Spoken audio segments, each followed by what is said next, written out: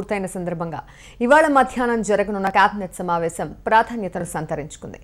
కొత్త జిల్లాల ఏర్పాటు, 2 ఏళ్ల పాలన, సంక్షేమ పథకాలపై కేబినెట్ భేటీలో చర్చించనున్నారు. మిషన్ భగీరథ, మిషన్ కాకతీయ వంటి పథకాలతో పాటు వచ్చే 3 ఏళ్లలో ప్రభుత్వ భవిష్యత్ కార్యాచరణ ఎలా ఉండాలనే అంశంపై సీఎం మంత్రులకు దశా నిర్దేశించనున్నారు. ఇంకా పలు కీలక అంశాలు కూడా చర్చకు వచ్చే అవకాశం ఉంది. ఇదే విషయంపై మరింత సమాచారం మా రిపోర్టర్ సాదిక్ నడి తెలుసుకున్నాం. సెక్రటేరియట్ లో రాష్ట్ర మంత్రివర్గ సమావేశం సీఎం కేసీఆర్ అధ్యక్షతన జరగనుంది. రాష్ట్రంలోని కరువు పరిస్థితులు, రాబోయే ఖరీఫ్ సీజన్ కు తీసుకోవలసిన చర్యలపై చర్చించి అధికారులకు సూచనలు చేయనుంది కేబినెట్. ప్రాజెక్టుల రీడిజైన్ పై మంత్రివర్గ ఉపసంఘం సిఫార్సులను కేబినెట్ మీట్ లో సమర్పించే అవకాశం ఉంది. భూ రిజిస్ట్రేషన్ల నిబంధనల్లో మార్పులు, డబుల్ బెడ్రూమ్ ఇళ్ల నిర్మాణం వంటి అంశాలు కేబినెట్ సమావేశంలో చర్చకు వచ్చే అవకాశం ఉంది. తెలంగాణ అమరవీరుల కుటుంబాల్లో ఒకరికి ఉద్యోగం, 180 రెసిడెన్షియల్ స్కూళ్ల ఏర్పాటుకి ఆమోదముద్ర వేయనుంది.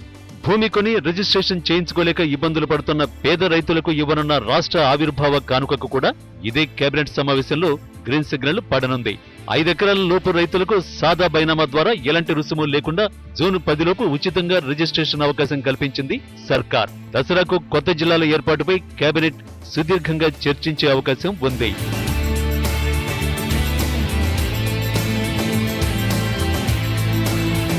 ఇక ప్రభుత్వం ఏర్పడి 2 ఏళ్లు పూర్తయిన సందర్భంగా ముందున్న లక్ష్యాలు, ప్రతిపక్షాలను ఎలా ఎదుర్కోవాలి అనే అంశంపై కూడా మంత్రులతో కేసీఆర్ చర్చించే ఛాన్స్ ఉంది.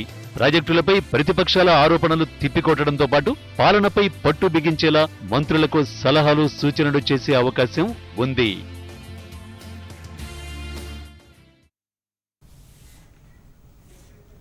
ఇదే విషయంపై మరింత సమాచారం మా రిపోర్టర్ సాదిక్ నుండి తెలుసుకున్నాం. సాదిక్, ఇవాళ మధ్యాహ్నం జరగనున్న కేబినెట్ సమావేశం ప్రాధాన్యతపై పూర్తి అప్డేట్స్ ఏ విధంగా ఉన్నాయి?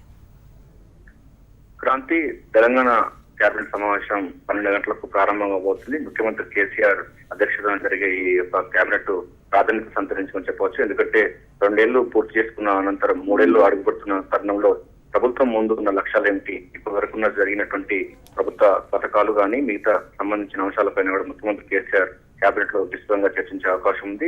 ఇక మరో అంటే ఉమ్మడి రాష్ట్రంలో ఉన్నటువంటి కొన్ని చట్టాలు కూడా ఆమోదించుకోవాల్సిన అవసరం ఉంది. ఎందుకంటే విభజన చట్టం ప్రకారం 2 ఏళ్లలో పూర్తి చేయాలని అన్వయించుకోవాలని చెప్పేసి స్పష్టమైనటువంటి ఆదేశాల నేపథ్యంలో భూ అక్రమ నిరోధక చట్టం లాంటి చట్టాలు కూడా రద్దు చేయడం జరిగింది. అవన్నీ కూడా ఆమోదాలు చేసి మిగతా తెలంగాణ సంబంధించినటువంటి చట్టాలకు ఆమోదించేందుకు కూడా కేబినెట్ ఆమోదం జరుగుతుంది. దీంతో పాటుగా సాగునీటి ప్రాజెక్టుకు సంబంధించిన పైన కూడా కొన్ని చట్టాలు, అదేవిధంగా కొన్ని సంబంధించిన అంశాలపైన కూడా ఈరోజు కేబినెట్ విస్తృతంగా చర్చించే అవకాశం ఉంది. ప్రధానంగా అమరవీరుల కుటుంబాలకు సంబంధించిన వాళ్ళకి ఉద్యోగాలు ఇచ్చే అంశం పైన కూడా ఈ రోజు కేబినెట్ సమావేశంలో కూడా దానికి రాటిఫికేషన్ ఉండబోతుంది. ఆమోదం తర్వాత కొన్ని సాదా బైనామీలు అంటే పేదకు సంబంధించినటువంటి రైతులు కానీ మిగతా సంబంధించిన వాళ్ళు 5 ఎకరాలు ఉన్న వాళ్ళకి సాదా బైనాములు అంటే తెల్ల కాగితం పైన ఇప్పటివరకు పట్టాలు లేకుంటున్నటువంటి రైతులు ఉన్నారు. వాళ్ళందరికీ కూడా రిజిస్ట్రేషన్ ఉచితంగా చేయాలనే అంశంతో పైన ముఖ్యమంత్రి కేసీఆర్ నిర్ణయం తీసుకోవడం జరిగింది. ఈ నిర్ణయం పైన కూడా ఈ రోజు కేబినెట్ ఆమోదం తెలపనుంది. ప్రధానంగా ఈ రోజు కేబినెట్ లో జిల్లా సంబంధించిన కొత్త జిల్లాల ఏర్పాటు పైన ఇప్పటికే కసరత్తు ముమ్మరం చేసిన సర్కారు.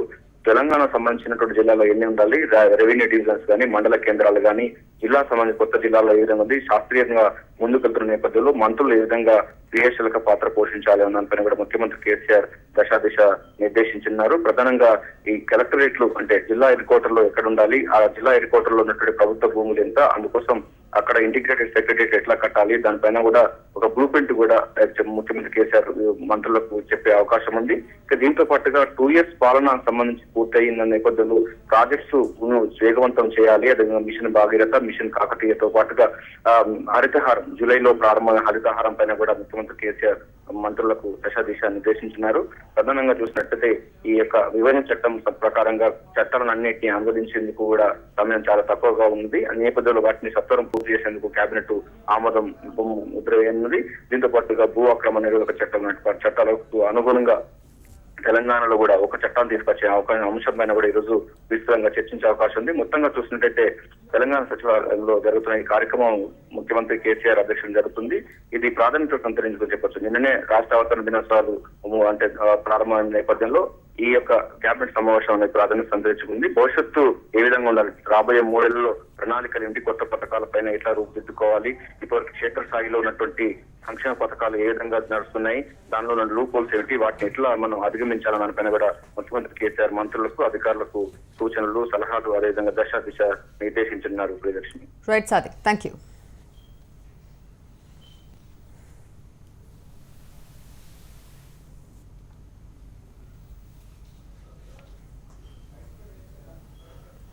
రాజ్యసభకు నామినేషన్ల ఉపసంహరణ గడువు నేటితో ముగియనుంది. తెలుగు రాష్ట్రాల్లో